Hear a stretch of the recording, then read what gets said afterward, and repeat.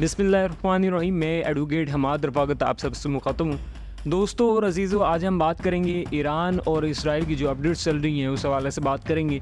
सबसे पहले बड़ी ख़बर ये है कि हिज़्बुल्लाह के नए लीडर जो हैं वो सामने आ चुकी हैं। पहले हसन नसरुल्लाह को शहीद किया गया, फिर उनके बाद जो उनके जाननशीन थे उनको भी शहीद किया गया। फिर उसके बाद अब नईम कासिम जो हैं, जो डेप्यूटी चीफ़ या डेप्यूटी सेक्रेटरी के तौर पे पहले काम करते रहे हैं, अपनी ज़िम्मेदारियाँ अंजाम देते रहे हैं, तो वो अब एक नए लीडर के तौर पे हिज़्बुल्लाह के वो सामने आ चुके हैं।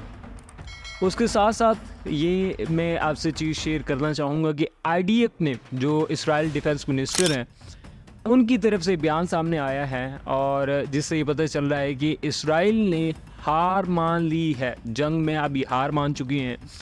और इसका इतराफ़ कैसे किया है ये भी मैं आपको बताऊंगा। उससे पहले मैं एक चीज़ आपसे और भी शेयर करना चाहूँगा कि ओवरऑल आपको पता ही है कि इसराइल ईरान में जो अभी जंग चल रही है उसमें दोनों तरफ के नुकसान हो रहा है। इसराइल को भी नुकसान हो रहा है, लेकिन उसके अलावा जो मेजर अब नुकसान ही हो रहा है कि इसराइल की फ़ौज भी कमज़ोर पड़ चुकी है। गज़ा की अगर हम बात करें, गज़ा में मेजर जो रोल रहा है वो जहाज़ों का रहा है और पायलट्स ने वहाँ पर बर्बादी की है, हर तरीके से लोगों को तबाह करने की कोशिश की है।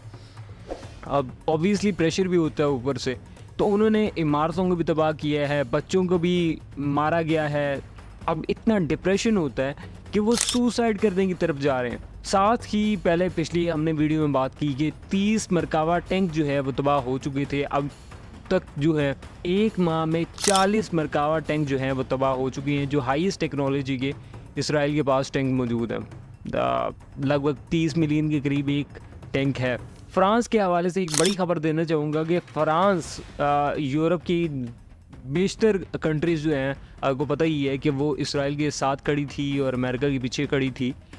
तो अब क्या हुआ है कि फ्रांस भी इसी तरह था। फ्रांस ने अब अपनी सफ़े चेंज कर ली हैं, बाकी कंट्रीज़ भी अब पीछे से हट चुकी हैं, सिर्फ अमेरिका खड़ा है। फ्रांस ने हिज़्बुल्लाह को सपोर्ट करना स्टार्ट कर दी है। $200 मिलियन जो हैं वो इमदाद के तौर पे इनडायरेक्टली इनको प्रोवाइड किए हैं और सपोर्ट की है। अब इन्होंने डायरेक्टली हिज़्बुल्लाह को सपोर्ट करेंगे, इसराइल को मारो।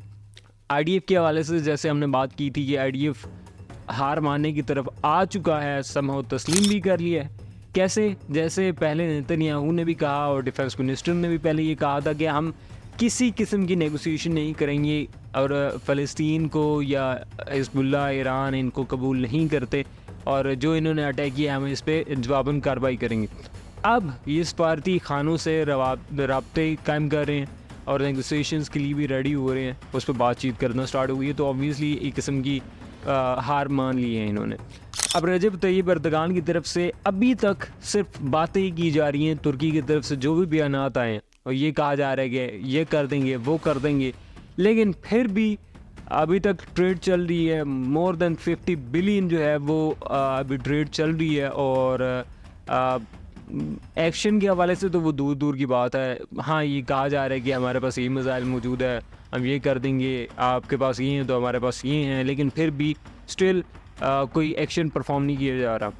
तो ये आज की अपडेट्स थी और कुछ प्रीवियस भी अपडेट्स थी। होपफुली अगर आपको ये वीडियो पसंद आई है तो आप लाइक सब्सक्राइब कर दीजिएगा। मिलते हैं अगली वीडियो में। अल्लाह हाफिज़।